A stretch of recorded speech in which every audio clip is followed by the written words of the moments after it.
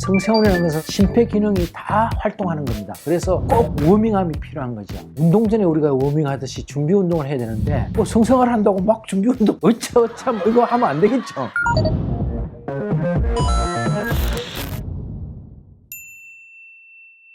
안녕하십니까. 오늘은 척추 디스크 수술을 했다, 척추관 협착증 수술을 했다, 수술을 했을 때 어떻게 성생활을 해야 되는지, 얼굴이 뜨거워져서 나한테 직접 물어보지는 못하고 어떻게 성생활을 해야 안전하고 효과적으로 사랑을 할 수 있는지, 이것은 아주 구체적인 질문인데, 프랑스 의학자들은 수술뿐만 연구하는 게 아니고 여러 가지 이 척추와 성생활 사이를 많이 연구를 했더라고요. 남편이 오늘 성생활을 하자 할 때 나 허리 아파 싫어 건드리지 마 이런 말 좀 그만하시라고 구체적으로 말씀을 드리는데요. 미국에서도 척추 수술 후에 성생활을 하면 특히 여자 환자들은 나 허리가 아프니 나를 건드리지 마, 오늘 내 허리 아픈데 나를 건드리지 마, 이렇게 남편을 거부하는 경우가 참 잦는데 이제 좀 그만 거부하십시오. 왜냐하면 척추 수술 후에 성생활일지라도 엔돌핀이 대량 분비된대. 그럼 이 엔돌핀의 효과는 여러분들 다 아시겠지만은 통증도 없어지지만은 허리를 아주 스트레스로부터 막아주는 특효약이죠.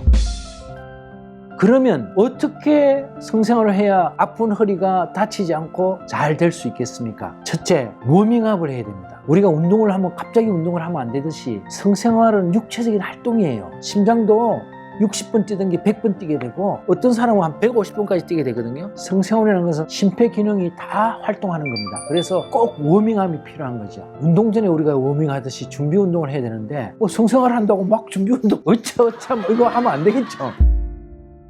그래서 가장 좋은 워밍업은 1시간 전 혹은 30분 전 너긋하게 따뜻한 물에 15분 정도 들어가서 몸을 데우는 것을 말합니다. 온탕 3분, 샤워를 해도 되고 탕을 해서도 된다는 뜻입니다. 찬물이 부교감 신경을 일시적으로 자극시켜서 방어 기전을 키워주기 때문에 냉온탕을 하는데 찬물은 3초만 하십시오. 뜨거운 물 3분, 그 다음에 3,3입니다. 찬물은 3초, 하나, 둘, 셋 하고 다시 뜨거운 물에 들어가는 거예요. 이렇게 3번 하고 3,3을 하면 한 15분 정도 걸릴 거예요. 워밍업을 하는 것이 굉장히 몸을 준비시켜 줍니다. 그래서 보다 더 성공적인 사랑에 가득 찬 성연을 하게 하기 때문에 워밍업이 꼭 필요하고요. 뭐 오늘 피곤하다, 힘이 든다, 뭐 이럴 때일수록 더 워밍업을 해야 됩니다. 몸의 근육과 긴장 이런 것을 다 풀어주고 이완시킨 다음에 성스러운 성행위를 해야 되는 거죠.